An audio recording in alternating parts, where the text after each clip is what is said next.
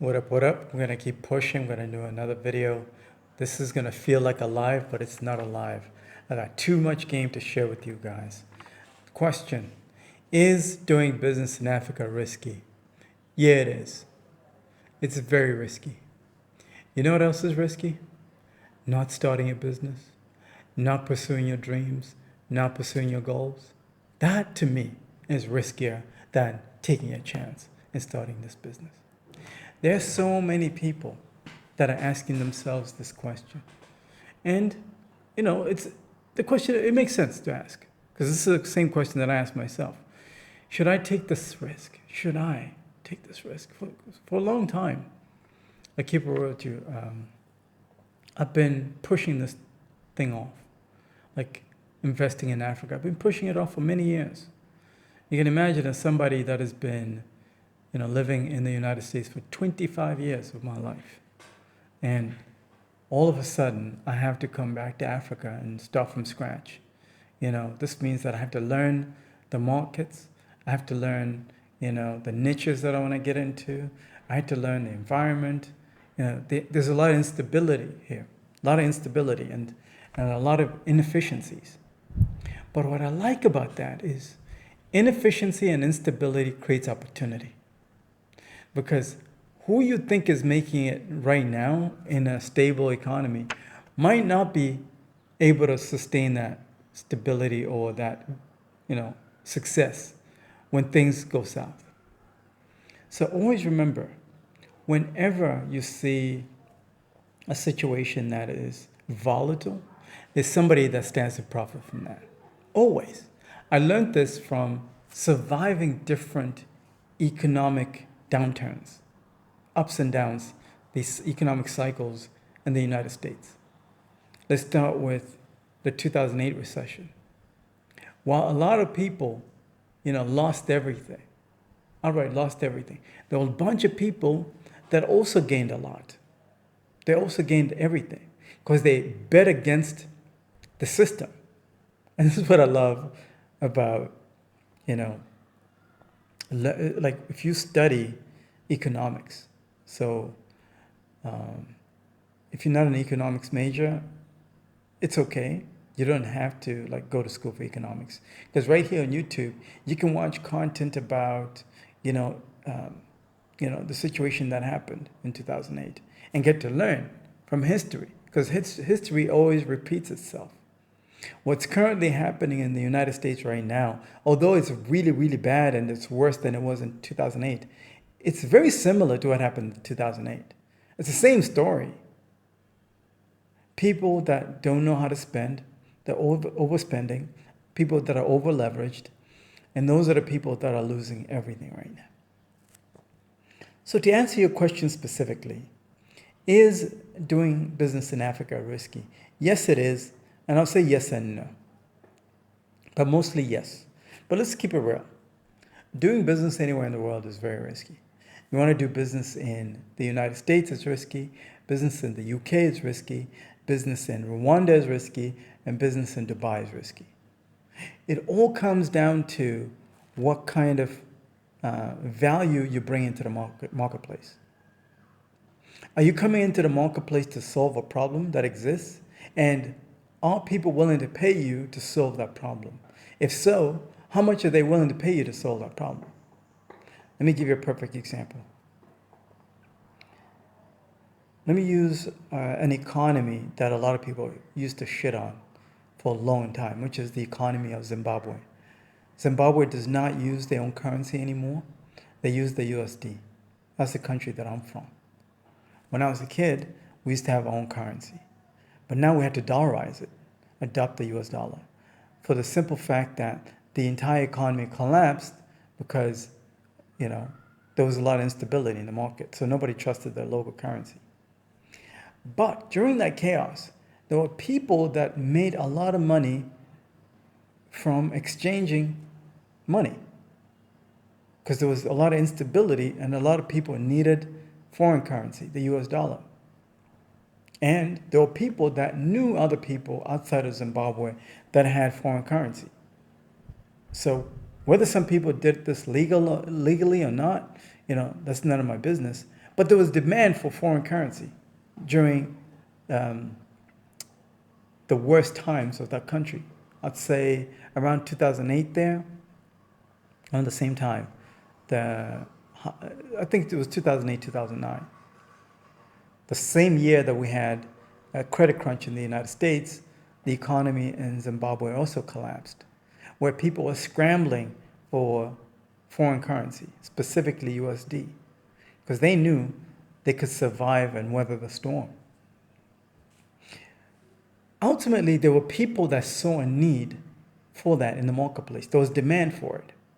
So maybe there was some rich guy over there in South Africa or some rich guy in Nigeria who was hoarding US dollars cash. Because the thing about Africa is this. This is something I had to learn. Is people here, in fact, it's happening still, even in Zimbabwe, they will rather hoard cash in their houses and safes in their homes than put that money into a bank. So there are a bunch of people here on the African continent that do that. So, some of these people got their money illegally, and some of them got their money the legal way. But if you were to trust the bank 100%, you're going to get burnt. So most people here on the African continent do not trust the banks like that. So I'm willing to bet there was somebody in Nigeria, somebody in South Africa that was hoarding cash, and they heard about what was going on in Zimbabwe, and they found a plug in Zimbabwe, and that plug gave them cash, smuggled that cash across the border, and they were able to do the cash exchanges. I'm not saying you should do something illegal like that. I'm not saying you should do that. What I'm saying is I'm describing how other people got rich in the middle of a risky economy, a chaotic economy. So all these people that have connections outside of the country, that had access to, hard currency, were able to smuggle the currency in, and they were able to exchange it to the people that desperately needed it. And not only that, there were so many people that were, seeing the collapse happening. They left the country and they're waiting until things completely collapsed so they can come back in and buy property for pennies on the dollar, because people are desperate. Yeah, it was a risky economy, but there were people that calculated that risk. They bet against the system. And when they bet against the system, they won. Same thing in the United States of America. There was this guy who became a billionaire in a matter of days or even a week, and they even did a video about it. He didn't become a billionaire, I'm sorry. I think he made like $200 million or something like that. Go watch the video on YouTube. And they actually did a movie about it called The Big Short. Because he saw that there were a lot of inconsistencies in the market and people were moving a specific way, and he just bet against the system in the stock market. He bet all the money that he had. I think he probably had like $100,000 or whatever. And he shorted the market. Shorting the market just means that wherever the trend is going, if everybody's buying, he was selling. Or if everybody was selling, he was buying. That's called shorting, going against the market, going against the population, going against the popular narrative. That's it, the popular narrative. By the way, all these videos are not going to be edited because I got too much game to give you. So it's going to feel like a live, but it's not. What I'm saying is this. Yes, doing business in Africa is risky. In fact, it's actually riskier in certain other countries than it is in other countries. But the way I like to move is to have at least 3 markets that I operate in, a minimum of 3. If you want to do more, that's great, but I think 3 is a good, healthy number. And then ideally, those economies have to be at least next to each other. For example, if you're thinking about doing business here in Africa, you haven't done business here in Africa before, and you're thinking about where to do business, don't just focus on one country. Because I'm telling you right now, if something happens, if the economy goes belly up in that economy, you're going to struggle. You're going to get jammed up. What I recommend is picking a region Let us say you pick a region of East Africa, which is my favorite region right now, because the size of the population, the opportunities in East Africa right now are, to me, far outweigh the opportunities in the South right now. Because in Southern Africa, the only economy you have access to, rely on, is South Africa. To me, I don't like that, you know. But in East Africa, what I recommend you do is, instead of you only doing your business in Kenya, for example, which is the ideal economy for a lot of people to transition into Africa, expand to Uganda, expand to Tanzania, expand to Rwanda. Have at least Uganda and Rwanda as your backups. Not just operating only on that one economy, which is Kenya. What happens if there's a shutdown? It happened here in Tanzania. They could just do a shutdown for political reasons, and you don't know how to navigate, and your money is stuck. I've seen this happen. In fact, there's some OGs right now, the people that are in the Gen Xers there, that bet correctly. And they're navigating, especially in the South, they're navigating between South Africa, Zimbabwe, and Botswana. And they have those three markets. Some have four. They would do South Africa, Zimbabwe, Botswana, and Namibia. Those four economies, they all speak English as a language for doing business. So it's easy to navigate using English in those four economies. So if anything happens in the South African economy, at least you got these three: Zimbabwe, Namibia, and Botswana. That's really how you should be navigating it, to spread your risk out. You can't put all your eggs in one basket. This is the biggest problem, is that if you want to fix the risk problem, you got to spread the risk. Not putting all your eggs in one basket. This is the biggest problem that a lot of people have when they come to Africa to do business. Then they get jammed up and things, go astray. You don't want that. I got my 3 countries that I love to operate in, that I've already set up my systems in. So if you're ready to work with the best, then schedule time. I can help you navigate these things. I can help you navigate, like what niches make sense for you to get into. Maybe you already have a business idea. Maybe you want to get into agriculture. Maybe you want to get into farming, which is what a lot of people want to get into here in Africa. Or everybody wants to get into farming. But there are other opportunities within farming that are not necessarily farming. For example, did you know you can do drop shipping for farming equipment? Did you know that? Maybe you could be the plug that knows all the tractor suppliers in China, and you're doing drop shipping for farmers in Africa that want to buy the latest and greatest equipment for farming. That's a massive opportunity right there. And that opportunity is very difficult for somebody locally to replicate. When you come into a new market, you want to come into it with an opportunity that doesn't exist yet, but leverages existing industries.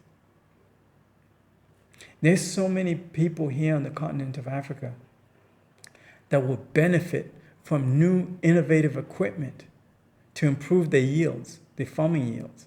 So instead of somebody, because here there's land, right? So let me use the example of Zimbabwe. That's a great example. There are people there that have land. So somebody could have an acre, but they don't know how to utilize that acre because they don't have access to technology. Or they don't know that maybe if they put a greenhouse there, they might not need a whole acre. They can do a quarter acre and produce enough on a quarter of an acre by using greenhouse technology. And guess what? The technology is already in China. Maybe somebody, right? If you want to get into this niche, you could think, okay, maybe let me go to China and specialize and focus on the greenhouse niche. What are the greenhouses that are out there in China that are latest and greatest that I can bring into the Zimbabwe market or the Kenyan market, name whatever market you want, and be the plug for that? So you use the Chinese for holding inventory, and then as soon as you get a sale, you paying the Chinese, and then they're shipping it. I already did a video about how to do drop shipping for furniture. So use the same model. The riskiest thing, more than ever, more than even starting a business here in Africa, is not starting a business. We're seeing already what's going on in France. France is collapsing right now. France is collapsing. Most people are relying on the federal French government to take care of them. Same thing with the Americans. But guess what? All these government programs are completely wiped out. Food stamps in the United States being cut. The government shutdown happened, and we're about to get another government shutdown in the US in January. So it's riskier to rely on that system where you're relying on the government to pay for your food stamps. It's crazy. In the United States right now, there are people that are buying groceries on credit. That's how bad things are. In the UK, benefits are getting cut. They've been cut for a long time already. It's chaotic in the UK. The NHS, forget about it. I can get better healthcare in Zimbabwe than I can in London. I can get better healthcare in Zimbabwe or in Tanzania than I can in the US right now, for a better price. So, is it really risky to do business here in Africa? No, because there's certain things I don't have to worry about that allow me to be able to do, things at a much faster pace than my competitors. For example, labor is not that expensive here, especially if you're earning in dollars or euro, foreign currency. Cost of labor is pretty affordable here. So you set up the right systems, especially online. The online game is the most underrated game, guys. You have to maintain the online game.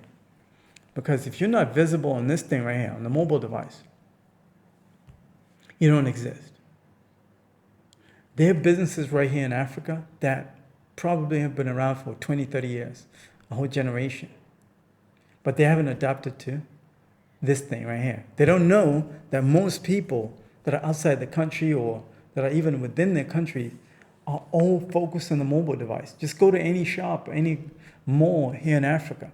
Most of the younger population is on this thing. I'm not talking about the rural areas. That's a different story. If you go to the villages, of course, people don't have smartphones. But I'm talking about the people that can actually afford, the growing middle class, they have smartphones. So if your business is not on that smartphone, you don't exist. So there are businesses that don't capitalize on that. When you're coming into this market, capitalize on things like that. I hope you're ready to work with the best. I hope you got some value from this video. If you're ready to get started, schedule time. This will be a paid consultation. If you want anything free, just watch the free content, but it's going to be a paid consultation. I'm going to talk to you about how to promote your business, how to market it, how to brand it, what niches make sense. You want to get into drop shipping? We can talk about that as well. Because the ideas I'm going to give you, all the game I'm going to give you, is all about investing low cost investing, where you're not spending 100,000 USD. You're validating that idea for very little money first. You validate it, then you can get comfortable spending 100,000. Schedule time. Talk to you soon.